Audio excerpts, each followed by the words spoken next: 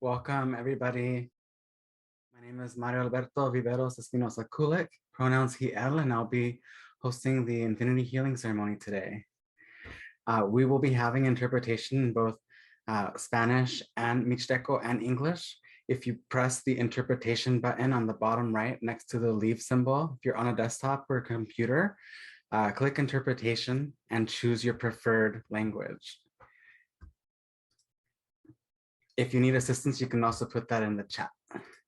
I also want to start with a land acknowledgement for all of you all that are here. We are hosting from Santa Maria, California, and this event was supposed to be taken in Guadalupe, California, and both of which are unceded Chumash lands. So we acknowledge the land that we occupy and our uninvited guests. Thank you to the Planning Committee, which includes the UC Santa Barbara Health Equity Initiatives, Healing Justice, Santa Maria, Lompoc, NAACP, Corazón del Pueblo. We're also thankful for the support from the City of Guadalupe and the County of Santa Barbara.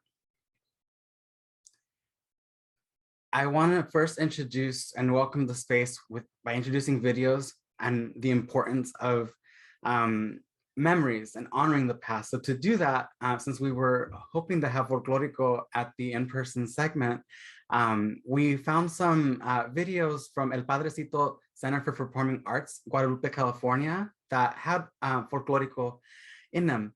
So I feel like it's really important to remember these moments of joy so that we can revive hope. We're not a defeated people. And I believe that these videos emphasize that.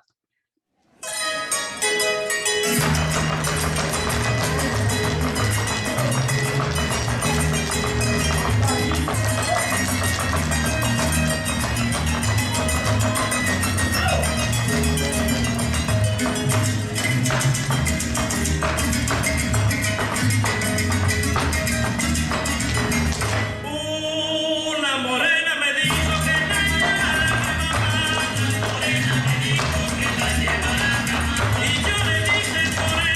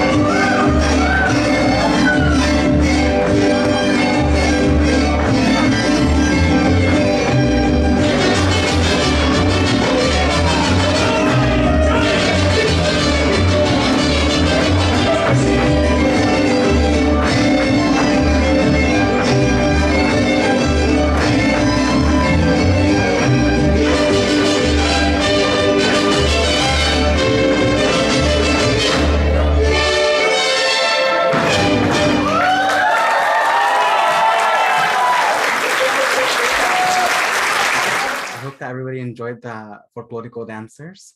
Those performances are from 2019 and also 2018. And up next is our poet, Jaime Cuello. So I'm Jaime Cuello, and I've been invited here to give you a 5 minutes poetry reading. So now that I see some beautiful faces, good morning, good afternoon. I'm gonna start out by just saying peace and love to everyone. And I thank you for the introduction, and I thank you for paying homage to the land of the Chumash people. I had a poem, but I'd rather spend my next 5 minutes just, if you don't mind, like a TED Talk and just talking. My mother, the first time I proclaimed that I was the child of immigrants, she was very upset with me. And she said, because her friends called her and said, Oye, Victoria, Jaime dijo en el periódico, Jaime said in the newspaper that he was the son of immigrants. And she was not thrilled about that. And I want to say she was very wise to talk to me and explain to me that she was not an immigrant, she said. She was like, you know, I am of this land. The Rio Grande River that separates Mexico and Texas, to her, was not an international border, to claiming her crossing as, or labeling her crossing as an immigrant. She would always tell us, you know, we are here, estamos aquí, we were gonna be here regardless whether an international line was drawn up on a map to define us or in an attempt to define us. So my big battle with the word immigrants was with her as an 18, 20-year-old, and having this discussion whether we were immigrants or not. And she clearly believed that she was not an immigrant because she came from Tamaulipas, Mexico. And her ideology was that just because I crossed the Rio Grande and somebody labeled me as a US citizen, when she was like, I was always a ciudadano of the Turtle Island, of Mother Earth, of this planet, of this country, of North America, of this hemisphere. And she would break it down like that to me. And I was like, dang. I said, Ama, cagué palo, man. That means, translation, I messed up. And she let me have it. And she's explained to me that immigrants was not a word that she approved of because she never considered herself to be an immigrant. Therefore, I could never say that I was the product of two immigrants. She was like, no, you are the product, you are the child of two human beings, and that is what you are, and that is what you will be forever and ever. And I was like, dang. So I wanted to share that little story with y'all, because when I was approached to read a poem about immigration or the struggles, I wanted to share with you that story, that I was told that I was in no way, shape, or form a child of immigrants, that I was a child of Mother Earth and of this planet, and of a bigger term, but I'll say is of humanity. And I'm probably gonna say that my time is probably getting close to winding down, but I just wanted to leave us with that short story from a wise woman who proclaimed, we're not immigrants. And I hope that makes an impact with someone in the audience, because truly we are not immigrants. We are children of the earth, just like the Chumash stated, just like the Mexica stated, just like all the indigenous tribes of the Western Hemisphere. And I'll say globally, indigenous people, whether the continent of Africa or the continent of Australia or Europe and Asia, everyone proclaimed themselves as children of the earth. So immigrants, in tribute to my mom, I'll say, immigrants, we are not, we are children of the earth. And I hope that my short, brief presentation has made some kind of an impact with you all. And God bless everyone. And thank you for the 5 minutes of time. And I appreciate it. And peace and love to everyone. And gracias. Thank you, Jaime. Thank you for that wonderful story. and bringing it home. And this is reminds me of the saying, we did not cross the border crossed us. And that's true. These lines are imaginary, yet they cause so much harm. And now I'm going to start to the ceremony. So think of this as sort of a meditation. So you can close your eyes, you can turn your camera off, whatever you need to do while I lead this segment. I'm going to tell a story, and then I'm going to go into some practices of carrying grief and releasing grief. So losing family and moving through grief is never easy. It's one of the most difficult things one has to do. And because of the way that society functions as a patriarchal capitalist society, a lot of us are expected to just pick up and go back to work, pick up and get back to the grind, and life goes on. And so this story is about finding the little moments of joy and resiliency that carry us through this grief. So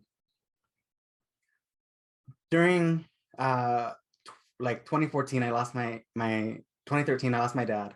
And I was never prepared to lose a parent, didn't know how. Our relationship and our kinship structures have been sort of unsettled and disrupted by colonialism. And so there wasn't that sort of connection with how to move on. So I had to look to my family and learn more about myself as someone who is a product of a generation that was affected by both slavery and settler colonialism by the Spanish in Mexico. My people are Purepecha, which is a pre-Hispanic term for Michoacan. And I found a lot of comfort in the hummingbird, or Sinsun. And what I learned is that finding your joy and finding that spark that reminds you of how to keep moving on to the next good thing. I see that in the hummingbird in the way that it transfers life from one flower to the other and propagates more growth as a small organism. Right? It's not only that, but it's a fascinating, the only bird that's able to fly forward, backwards, up and down. And it taught me that those hummingbirds brought a bunch of people to Sinsunsan, right? It brought people home. And so that's what I think about. And what I'm asking people to think about in this story is to think about an object or an image or a symbol that brings you home, and think about how much love you have been given by your ancestors, your family, your loved ones who may not be on this realm, but are close by in the spirit world. And also think about how when you are reminded of the person you are missing, that they are with you and they will always be with you side by side. So for this part, if you were able to grab a rock from one of our stations, you can hold the rock or any other object that you would like to bless. And that can be a photo or a memento of that person. And I want you to think about a cherished memory. Focus on that memory with that person on that object, and think about what feelings are coming to you right now. And these feelings don't necessarily have to be positive or joyful, but think about how those feelings remind you of that person and how those feelings you want to live out day by day.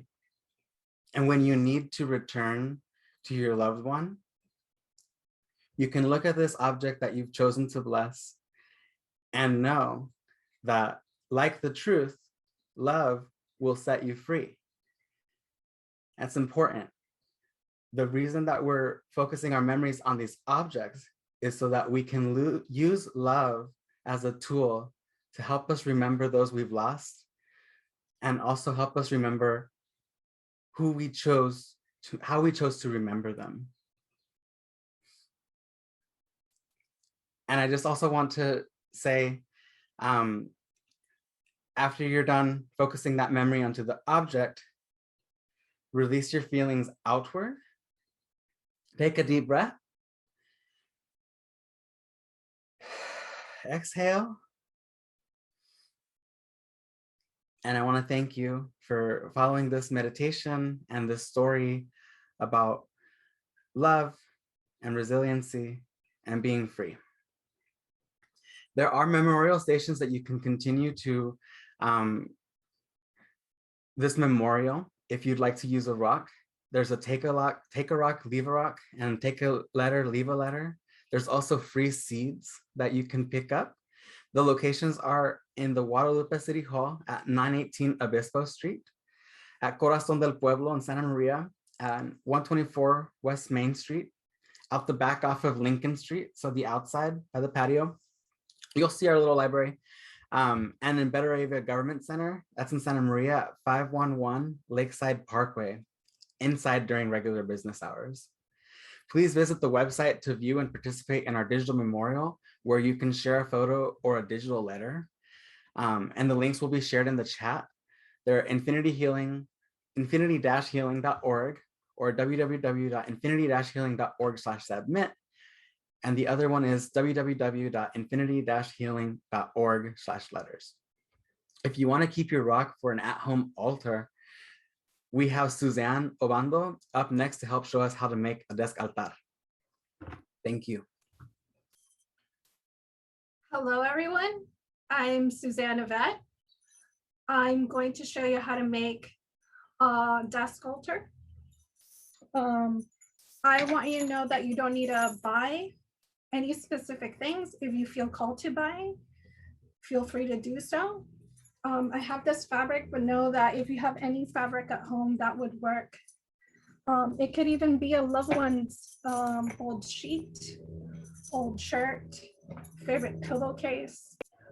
Find those things that your loved one used to have, and you can create an altar with it. I want you to know that everything you have access to at home to honor your loved ones, your beloved dead, and your ancestors. With the fabric, you would put over the table, any table, and it could be just a small corner. It doesn't have to be the sophisticated thing that you need to find. And then a candle will do. And it doesn't have to be this big candle. It could be any candle. It could be even a small candle, like so, that you can use. Sometimes I like putting little plates, burning the bottom, and then sticking on the plate, and then it'll just hold, or any candle holder. And any mementos you have, old books, or even an empty bottle. This is a drink my mom used to like and my uncle used to like, so I like putting it near them because that was their favorite thing. So you could even reuse bottles they used to drink with, their favorite cup, and create a memorial with it. I use a cup here to pour water. Water in many cultures represents life and movement, but also represents the worlds in between. So you can have a cup of water, and then also helps bring peaceful and calm energies in. And if you have a photo, and sometimes you don't, you can print a photo of your loved one. This is my Uncle Louis, who passed away 3 weeks ago, and you can have him on the altar there, or anywhere you have. And if you don't have a frame, you can always put it down on the table until you do. And it doesn't have to be complicated. And the rock that you have, if you want to keep, you could always keep it on the altar right here. You can see it, you put it down.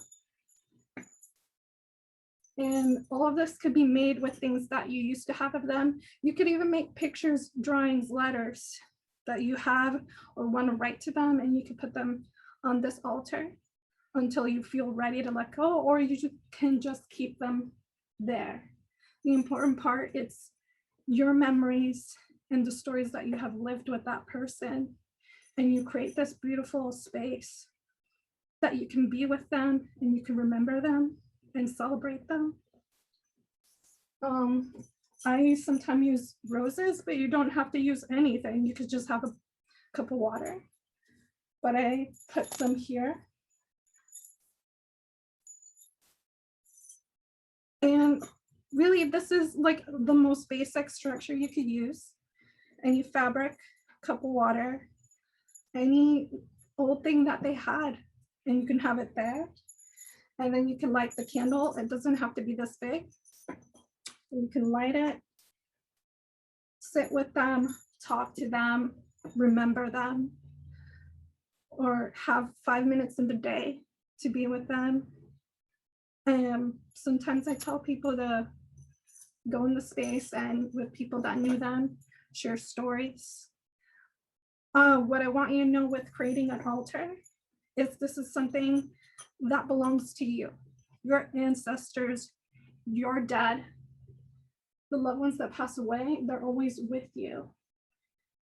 And to create an altar, it's very simple. And you can have completely to you to honor, and it'll look unique to you and the stories that your loved ones have. So thank you very much. I hope this helps you. Thank you, Suzanne, for the altar, the beautiful altar demonstration, and your beautiful altar. Thank you. I hope everyone's inspired to make your own descartat. Now we'll begin closing with music. But before that, I would like to say thank you to our interpreters, Annabelle y Maria. Thank you so much for making this even accessible to all of our diverse language speakers. Reminder, I also want to remind people about those memorial stations I mentioned earlier. The first one is Guadalupe City Hall at 918 Obispo Street, Corazón del Pueblo at 124 West Main Street in Santa Maria, Outback off of Lincoln Street, and the Betaravia Government Center, 511 Lakeside Parkway in Santa Maria. We'll also be sharing resources on healing, mental health, and vaccines, as well as the digital memorial on our Infinity Healing website.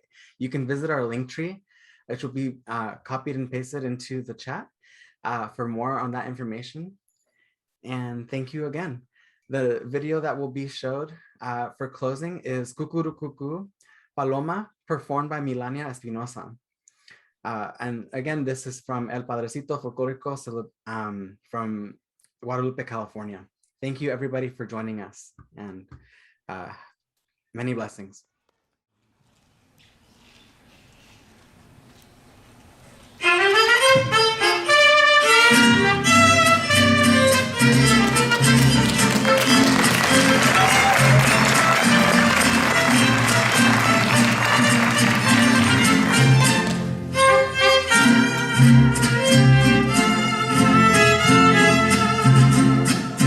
Dicen que por las noches nomás se le iban por llorar.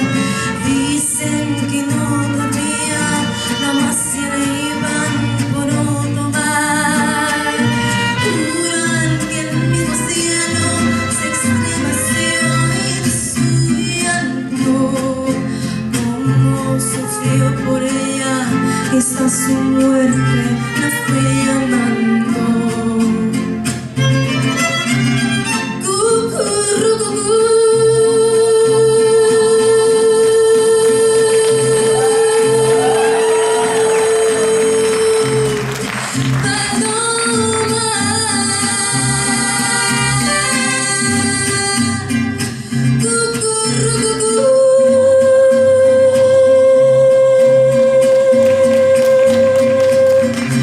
No